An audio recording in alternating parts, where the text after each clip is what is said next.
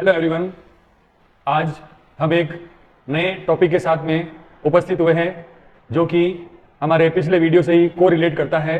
हम last video में कोलरोच law के एप्लीकेशन पढ़ रहे थे, जिसमें हमने फर्स्ट एप्लीकेशन लिया था कि मोलर कंडक्टिविटी को कोलरोच लॉ के द्वारा किस प्रकार से डिटरमाइन किया जाता है। उसी के लगातार स्टेप के अंदर सेकेंड एप्लीकेशन आज लेंगे कि आयोनाइजेशन कांस्टेंट क्या होता है और डिग्री ऑफ आयोनाइजेशन को किस प्रकार से डिटरमाइन कर सकते हैं किसी सॉल्यूशन के लिए। तो देखते हैं आज का अपना टॉपिक जो है एप्लीकेशन ऑफ कोलरोच लॉ में हमने ये ले लिया है लास्ट वीडियो में कि किस तरह से मोलर कंडक्टिविटी को डिटरमाइन किया जाता है। नेक्स्ट ले रहे हैं determination of degree of ionization, determination of degree of ionization, और सेकंड है आयोनाइजेशन कांस्टेंट जो है किसका, किसी वीक इलेक्ट्रोलाइट का किस प्रकार से हम डिटरमाइन कर सकते हैं। तो इसके लिए कुछ जनरल स्टेप्स हैं, इसके लिए कुछ बातें बताई गई हैं कि molar conductivity of a electrolyte depends upon its degree of ionization. यानी कि फर्स्ट पॉइंट जो कहता है कि किसी वीक इलेक्ट्रोलाइट के लिए उसकी मोलर कंडक्टिविटी जो होती है उसके वो किसके ऊपर डिपेंड करती है, डिग्री ऑफ आयोनाइजेशन के, जिसको हम डिनोट करते हैं अल्फा से। ठीक है। सेकंड पॉइंट है कि जब किसी सॉल्यूशन को वीक इलेक्ट्रोलाइट जो उसको अपन डाइल्यूट करें सॉल्यूशन को, तो on dilution the value of alpha, alpha क्या है यहाँ पर, डिग्री ऑफ आयोनाइजेशन क्या होती है, इंक्रीज होती है। यानी कि किसी सॉल्यूशन को हम डाइल्यूट करेंगे, उसमें सॉल्वेंट मिलाएंगे तो वो डाइल्यूट होगा, और जैसे जैसे वो डाइल्यूट होगा सॉल्यूशन, उसका डिग्री ऑफ आयोनाइजेशन क्या हो जाएगा, बढ़ता जाएगा, इंक्रीज होता जाएगा। दस molar conductivity of the electrolyte also increases, यानी कि डिग्री ऑफ आयोनाइजेशन बढ़ने के साथ साथ उसकी मोलर कंडक्टिविटी भी क्या होती है, बढ़ती जाती है, इंक्रीज होती जाती है। फिर अगला इसके लिए जो पॉइंट पढ़ते हैं वो क्या है, इनफाइनाइट डाइल्यूशन। इनफाइनाइट डाइल्यूशन क्या होता है, हम उस समय ये मानते हैं कि हमने जो सॉल्यूशन है उसके अंदर सॉल्वेंट मिलाते गए और जो हमारे पास में वीक इलेक्ट्रोलाइट था वो फुल्ली क्या कहते हैं उसको, डिसोसिएटेड हो चुका है। यानी कि उसका जो पॉजिटिव पार्ट पूरा अलग हो चुका है और नेगेटिव पार्ट पूरा हो चुका है। कब, इनफाइनाइट डाइल्यूशन पर। तो एट इनफाइनाइट डाइल्यूशन अल्फा जो होता है क्या हो जाता है, बिकम्स 1। ठीक है। यानी कि वो इसकी वैल्यू जो हो जाएगी 1 के बराबर, जो कि मैक्सिमम होती है। तो the electrolyte is completely iodised. ठीक है। उस समय क्या हो जाएगा, इलेक्ट्रोलाइट फुल्ली आयोडाइज हो चुका होगा, यानी आयनों में डिसोसिएटेड हो चुका होगा। फिर इसके लिए नेक्स्ट पॉइंट पढ़ते हैं कि if lambda M molar conductivity is concentration क्या हो जाएगी उसकी, सी, कि if lambda M is molar conductivity है उस वीक इलेक्ट्रोलाइट की, और at concentration C and lambda M not is molar conductivity at infinite dilution. तो लैम्डा एम को तो माना है हमने मोलर कंडक्टिविटी और लैम्डा एम नॉट को माना है molar conductivity at infinite dilution. तो इसके लिए डिग्री ऑफ आयोनाइजेशन क्या हो जाएगा, डिग्री ऑफ आयोनाइजेशन क्या हो जाएगा, इसके लिए एक मिनट देखते हैं हम। तो alpha is equal to lambda M upon lambda M not. ठीक है। तो यहां पर क्या करते हैं, इसके लिए मोलर कंडक्टिविटी को तो रखते हैं ऊपर, और molar conductivity at infinite dilution क्या हो जाएगा, उसके अपॉन में चला जाएगा। तो ये दो चीजें हो गई। फिर नेक्स्ट अपन लेते हैं कि हमने पिछले वीडियो में देखा था कि मोलर कंडक्टिविटी जो होती है वो किसके इक्वल होती है, कंडक्टिविटी कप्पा इंटू 1000 अपॉन सी कंसंट्रेशन। ठीक है। ये सी क्या है, उस सॉल्यूशन की जो है कंसंट्रेशन के बराबर हो जाएगा। ठीक है। फिर lambda M not molar conductivity at infinite dilution किसके बराबर होती है, जो 2 आयंस होते हैं पॉजिटिव चार्ज वाले और नेगेटिव चार्ज वाले, उन दोनों के एडिशन के बराबर होती है। तो यहां पर लैम्डा एम नॉट किसके बराबर हो जाएगा, लैम्डा नॉट प्लस और लैम्डा नॉट माइनस के बराबर हो जाएगा, इसके एड के बराबर हो जाएगा। ठीक है। तो ये वाली वैल्यू जो है हम यहां पर रखने वाले हैं। ये जो हमने फॉर्मूला लिखा है उसमें हम क्या करेंगे, अप्लाई करेंगे।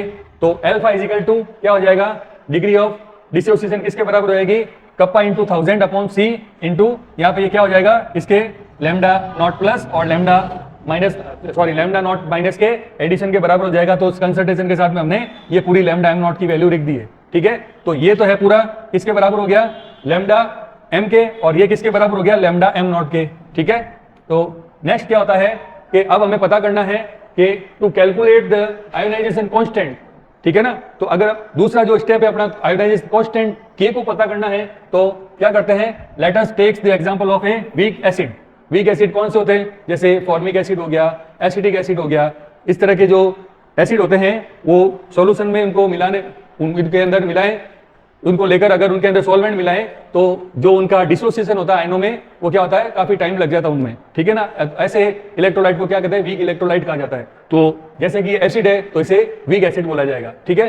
तो यहाँ पर कौन कौन से एग्जाम्पल इसके लिए हो सकते हैं, एसिडिक एसिड हो सकता है CH3COOH, या फॉर्मिक एसिड हो सकता है HCOOH, या ऑक्जेलिक एसिड हो सकता है H2C2O4.2H2O।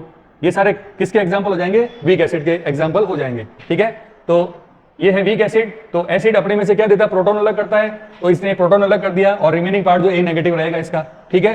तो इसके इनिशियली जब इसको किसी सॉल्वेंट में डाला है तब इसके इनिशियली मोल कितने होंगे, स्टार्टिंग में अभी वो डिसोसिएट नहीं हुआ है, और जब नहीं हुआ है तब वो प्योर फॉर्म में वीक एसिड का हम क्या ले रहे हैं, मोल 1 ले रहे हैं, और अभी इनका फॉर्मेशन हुआ ही नहीं है, तो इनकी जो मोल जो होंगे वो 0 होंगे, इसका भी और 0 होगा इसका भी, यानी प्रोटॉन भी 0 होंगे और जो रिमेनिंग पार्ट है, नेगेटिव पार्ट है, वो भी 0 होगा। और जब कुछ समय बाद में उस रिएक्शन के द्वारा उसमें इक्विलिब्रियम आ जाएगा, यानी इक्विलिब्रियम क्या होता है, जब एसिड जो होता है उसके डिसोसिएट होने की रेट और जो डिसोसिएटेड आयंस है उसके वापस उसमें वीक एसिड में कन्वर्ट होने की रेट जो होती है जब बराबर हो जाती है, उस कंडीशन को क्या कहा जाता है, इक्विलिब्रियम कहा जाता है। तो इक्विलिब्रियम में हम ये मानते हैं कि इसमें से क्या हो रहा है, 1 में से जो अल्फा पार्ट है वो क्या हो गया, डिसोसिएट हो गया। तो यहाँ पर जो है अगर इस पूरे में से अल्फा अगर डिसोसिएट हो रहा है तो इसका पार्ट भी अल्फा बनेगा, इसका पार्ट भी अल्फा बनेगा, ठीक है। और जब कंसंट्रेशन माने कि सी है इसकी कंसंट्रेशन, तो क्या करेंगे, पूरे जो इक्वेशन होती है ये इसके लिए भी सी से मल्टीप्लाई हो जाएगा, ये भी सी से मल्टीप्लाई हो जाएगा और ये भी सी से मल्टीप्लाई हो जाएगा, ठीक है। नेक्स्ट अपन देते हैं कि डिसोसिएशन कांस्टेंट के जो हो जाएगा किसके इक्वल हो जाएगा, हमारे पास में जो 2 आयंस फॉर्म हुए हैं, एक तो वीक एसिड से जो हमें मिला है H+ आयन प्रोटॉन मिला है, और उसका रिमेनिंग पार्ट जो है A- अपॉन जो टोटल अपना वीक इलेक्ट्रोलाइट एसिड जो था वो अपॉन में आ जाएगा। तो ये किस समय बात कर रहे हैं, इक्विलिब्रियम पर हम बात कर रहे हैं, ठीक है। तो नेक्स्ट अपन देखते हैं कि K क्या है, यहाँ पर आयोनाइजेशन कांस्टेंट है, और ये किसके बराबर हो जाएगा K, यहाँ पर जो H+ और A- की जो कंसंट्रेशन अपन ने ली है, ये H+ की कंसंट्रेशन ये है और A- की कंसंट्रेशन ये है इक्विलिब्रियम पर, तो हमने उसकी वैल्यू रखी है ऊपर, H+ की वैल्यू C अल्फा और A- की वैल्यू C अल्फा, और HA की जो वैल्यू है, HA की वैल्यू जो है C × 1 - अल्फा है अपने पास में, तो C × 1 - अल्फा।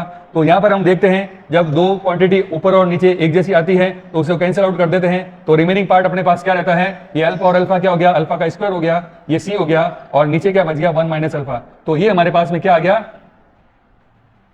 ये हमारे पास में क्या आ गया, K आयोनाइजेशन कांस्टेंट।